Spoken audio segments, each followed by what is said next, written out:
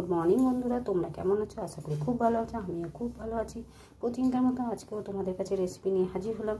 আজকে আমি বানাবো সম্পূর্ণ নিরামিষভাবে আলুর তরকারি।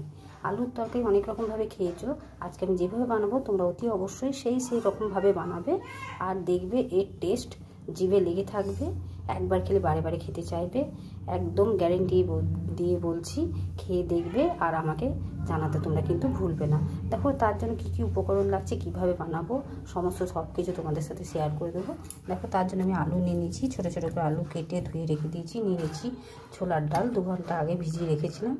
ছোলার ডাল নিয়ে নিয়েছি ছোটো বাটির 1 বাটি, নারকেল কোড়া, এখানে নিয়েছি মেথি পাতা, শুকনো লঙ্কা আর কালো জিরে ফোড়ন দেবো। এখানে নিচে আদা গ্রেট করে রেখে নিয়েছি। এখানে নুন, হলুদ, কাঁচা লঙ্কা, টমেটো আর সামান্য পরিমাণে শুকনো লঙ্কাগুলো পরে দেবো, যাতে একটু কাশ্মীরি লঙ্কা, যাতে একটু কালারটা হওয়ার জন্য। আমি সেটা নিতে ভুলে গেছি, পরে দেবো। এখন আমি কড়াইয়ে তেল বসিয়ে দিয়েছি।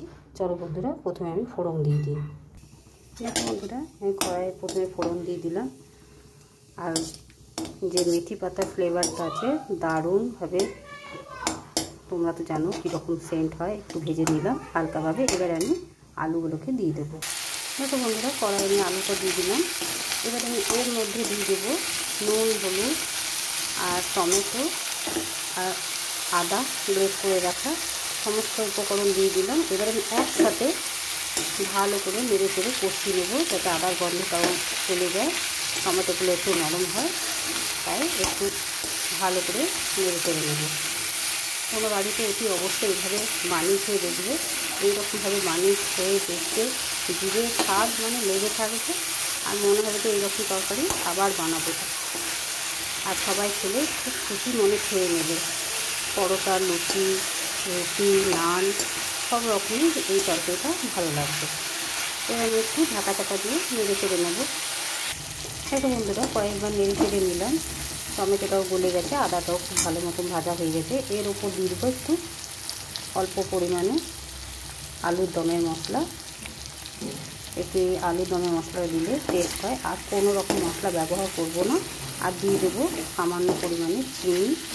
এবারে আমি দিয়ে দেবো ছোলার ডালটা দিয়ে দিলাম। ছোলার ডাল আর দিয়ে দিচ্ছি 1 চামচ মতো চিনি, যাতে একটু নুন মিষ্টি সব রকমই সমানভাবে থাকে। তাই আমি বড় চামচের 1 চামচ মতো চিনি দিয়ে দিলাম। এবারে ছোলার ডাল, চিনি সমস্ত উপকরণ ভালো করে মিশিয়ে নেব, একটু নেড়ে চেড়ে নেব। দেখো বন্ধুরা, সমস্ত উপকরণ মেশানোর পর দিয়ে দিলাম নারকেল কোড়া। নারকেলটা আমি গ্রেট করে নিয়েছি, তোমরা চাইলে কোড়াতে পুড়ে নিতে পারো, পুড়িয়ে নিতে পারো। এবারে নারকেলটাকে দিয়ে আমি কিছুক্ষণ নেড়ে চেড়ে নেবো। তারপর পরিমাণ মতো জল দিয়ে দেবো, যাতে ছোলা আর আলুটা সেদ্ধ হয়ে যায়। তাই এবার আমি কিছুক্ষণ নেড়ে চেড়ে নিয়ে জল দিয়ে দেবো। আর দিয়ে দিলাম 1/2 চামচ মতো লঙ্কার গুঁড়ো, যাতে কালারটা হওয়ার জন্য। ঝাল নয়, তো কাশ্মীরি লঙ্কা গুঁড়ো তোমরা চাইলে দিতেও পারো, আবার নাও দিতে পারো। এবারে আমি পরিমাণ মতো জল দিয়ে ঢাকা দিয়ে মাঝে সাঝে চেক করে নেবো। তারপর তোমাদের কাছে আবার ফিরে আসছি। দেখো বন্ধুরা, পরিমাণ মতন জল দিয়ে দিয়েছি। এবারে ঢাকা দিয়ে দেবো। ঢাকা দিয়ে মাঝে মাঝে চেক করে দেখে নেবো কীরকম কতটা সেদ্ধ হয়েছে। তারপর সমস্ত উপকরণ ভালোভাবে সেদ্ধ হয়ে গেলে তারপর তোমাদের কাছে ফিরে আসছি। দেখো বন্ধুরা, ঢাকা সরিয়ে নিয়ে দেখলাম খুব ভালো মতন সেদ্ধ হয়ে গেছে। এবারে আমি এই ছানটার সাহায্যে একটু হালকাভাবে ম্যাশ করে দেবো, তাহলে একটু আলুগুলো যেগুলো একটু গোটা গোটা আছে সেগুলো একটু ভাঙা হবে। তবে একটু গাঢ় ভাবটাও আছে, দেখতেও ভালো লাগবে, খেতেও ভালো লাগবে। এবারে আমি হালকাভাবে দিয়ে দিলাম, ম্যাশ করে নিলাম। আর খুব ভালো মতন সমস্ত উপকরণ বা আলু ছোলা সেদ্ধ হয়ে গেছে। এবারে আরও একটু জল দিয়ে দেবো। দেখো বন্ধুরা, আমার তরকারি রেসিপিটা তৈরি হয়ে গেল।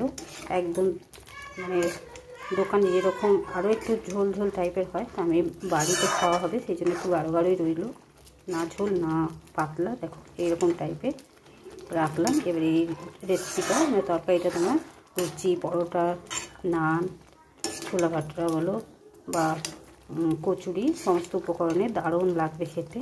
এবার আমি একটা অন্য জায়গায় ঢেলে নিয়ে তারপর তোমাদের কাছে ফিরে আসছি। দেখো বন্ধুরা, নিরামিষ তরকারি রেসিপিটা তৈরি হয়ে গেছে। তোমাদের কেমন লেগেছে অতি অবশ্যই কমেন্ট করে জানাবে। আর বাড়িতে একবার অতি অবশ্যই খেয়ে দেখবে, বানিয়ে তারপর আমাকে জানাতে ভুলবে না।